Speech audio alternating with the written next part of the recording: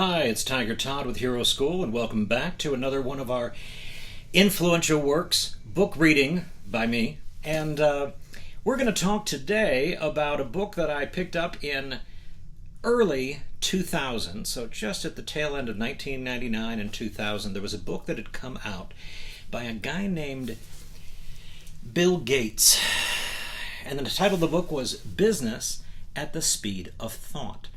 Now, it was everything I could do to wrap my head around Bill's idea of every business in the future would have a central nervous system.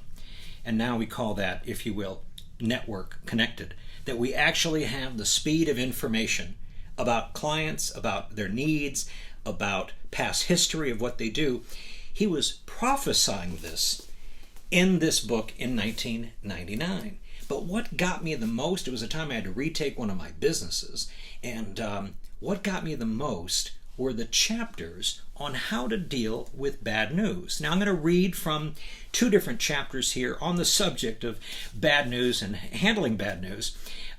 But what's really influential for Hero School is anyone that's taken one of the 1,600 plus classes over the years is I borrowed a phrase, or it became a phrase from this book, that success comes from learning how to turn bad news into good news. That when bad news comes to you, if it stays bad, it's going to be bad. But if Bill Gates, and we'll see this in his reading tonight, if he says that no, you got to have some bad news in order to make good news, now it changes our whole understanding and the acceptance of the reality of bad news as an opportunity to do something great with it.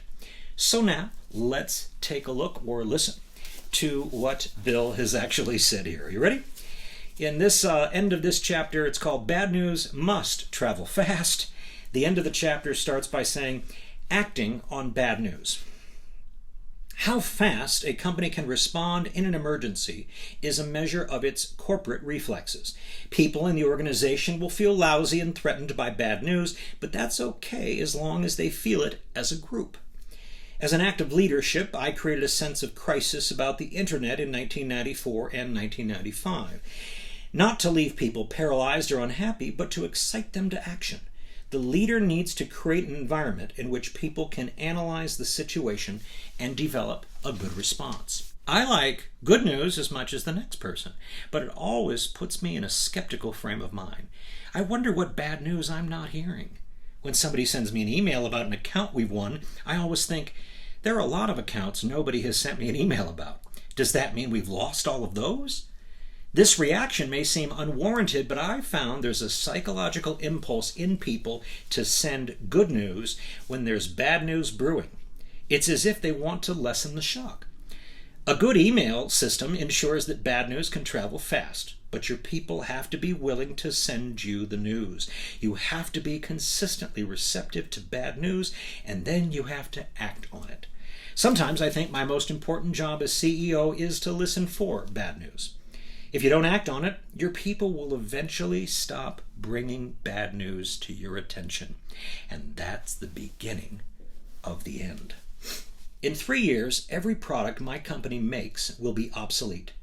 The only question is whether we'll make it obsolete or somebody else will. In the next 10 years, if Microsoft remains a leader, we'll have had to weather at least 3 major crises. That's why we've even got to do better. Ask anybody who's ever worked at Microsoft, and they'll tell you that if there's one cultural quality we have, it's that we always see ourselves as an underdog. I see us as an underdog today, just as we've seen us as an underdog every day for the last 20 years. If we don't maintain that perspective, some competitor will eat our lunch. I insist that we stay on top of the news, as well as pursue longer-term developments on the research front, and that we use, quote, bad news to drive us to put innovative new features into our products. One day, somebody will catch us napping. One day, an eager upstart will put Microsoft out of business. I hope it's 50 years from now, not 2 or 5. The next chapter, convert bad news to good. And it starts with this quote from the book Service Breakthroughs. Outstanding service firms differentiate themselves on the basis of quality dimensions that are important to their customers and that explicitly and implicitly guarantee results. Once you embrace unpleasant news, not as a negative, but as evidence of the need for change, you aren't defeated by it. You're learning from it. It's all in how you approach failures. And believe me, we've known a lot about failures at Microsoft. Back in the 1980s, our multi-plan spreadsheet product couldn't make any headway against Lotus 123. We spent the last half of the 1980s working on a database called Omega before we finally abandoned the project in 1990. We based our long-term operating system strategy on jointly building OS/2 with IBM, but that project came to an end in 1992 after we'd sunk hundreds of millions of dollars and countless hours of developer time into it. In the early 1990s, we had to can our Newton-like personal digital assistant because the technology wasn't good enough. In 1993, we had a project we thought would revolutionize office machines such as copiers and faxes called Microsoft at Work, but it never worked. In the mid-1990s, our TV-style internet shows on MSN were a flop. The weight of all of our failures could make me too depressed to come into work. Instead, I am excited about the challenges and by how we can use today's bad news to help solve tomorrow's problems. What we learned in our multi-plan spreadsheet effort helped us develop Microsoft Excel, the most advanced graphical spreadsheet when it came to market in 1985, and it still leads the competition. A lot of what we learned from the Omega database project paid off several years later when we shipped Microsoft Access, which became the most popular desktop database. That modern, built from scratch, world-class operating system initially intended to be OS/2 version 3 became Windows NT instead. Our early experiences with small devices and office form factors helped us understand the technical requirements for a growing market we now serve with our Windows CE operating system. And our internet media investments taught us that our customers thought our role on the internet should be as a provider of practical, software-intensive products like Expedia, Investor, and Sidewalk. Learning from mistakes and constantly improving products is key in all successful companies.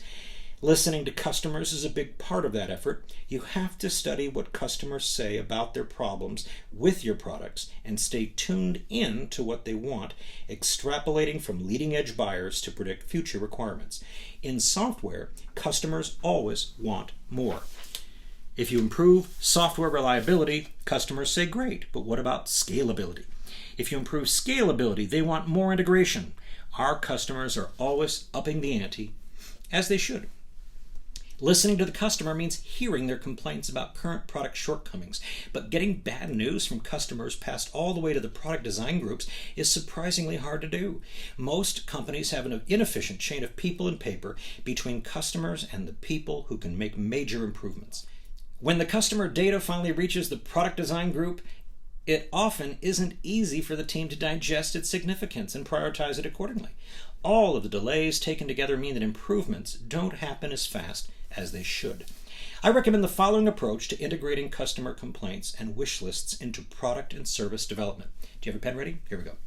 Number 1, focus on your most unhappy customers. Number 2, use technology to gather rich information on their unhappy experiences with your product and to find out what they want to put into the product. And number 3, use technology to drive the news to the right people in a hurry. If you do these 3 things, you'll turn those draining bad news experiences into an exhilarating process of improving your product or service. Unhappy customers are always a concern. They're also your greatest opportunity.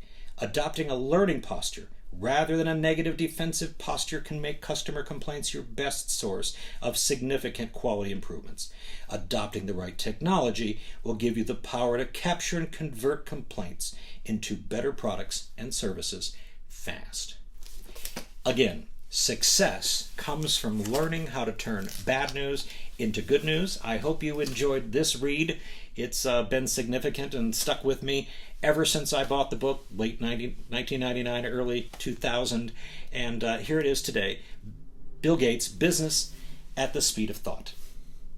Hi, thanks so much for being with us today. We hope you're finding these books, reading them to others, reading them out loud to yourself, making the most of this time, learning how to convert bad news into good news. This is Tiger Todd with Hero School saying, we believe in heroes, and we believe in you.